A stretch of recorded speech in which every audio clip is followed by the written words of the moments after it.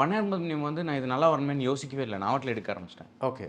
சேதுபதி வந்து இது ஹிட் ஆயே ஆகணும் அப்படின்றதுல ரொம்ப ஃபர்ஸ்ட் பென்னிங் பாயிண்ட்ல இருந்தே இது ஹிட் தான் ஆகணும்.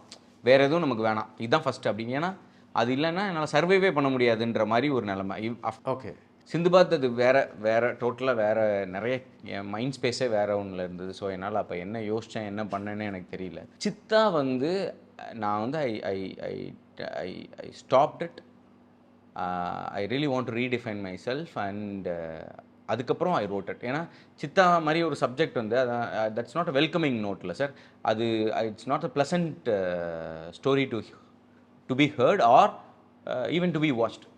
இப்போ அந்த மாதிரியான கதையை சூஸ் பண்ணுறதுக்கே நான் என்ன யோசிச்சேன்னா, ஓகே நம்ம இதை வேற மாதிரி சொல்லுவோம் அப்படின்ற ஒரு தைரியத்தில் தான் அதை எடுத்தேன். எப்படி சொல்ல போகிறோன்னு எனக்கு தெரியல. ஆனால் இதுவரைக்கும் நான் சொன்னாத மாதிரி சொல்லணும் அப்படின்ற ஒரு தைரியத்தில் எடுத்து அப்ரோச் பண்ணேன்.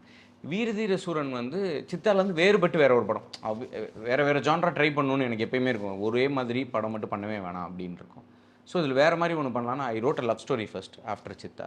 அது eventually it didn't happen like maybe in future near ஃபியூச்சரில் நடக்கும். ஆனால் ஸோ ஓகே இந்த ஜான்ரா வேணாம், ஆக்ஷன் ஜான்ரா ஒன்று பண்ணலாம் அப்படின்னு சொல்லிட்டு ஆக்ஷன் எழுதும் போது தான் எனக்கு எது எக்ஸைட்மெண்ட்டாக இருந்துச்சுன்னா, பெரிய படம் பண்ணுறோம் சின்ன அப்படி யோசிக்கவே இல்லை. வேற ஒரு ஜான்ரா பண்ணுறோம், அதை எழுத போகிறோம் அப்படின்ற எக்ஸைட்மெண்ட் மட்டுமே இருந்தது.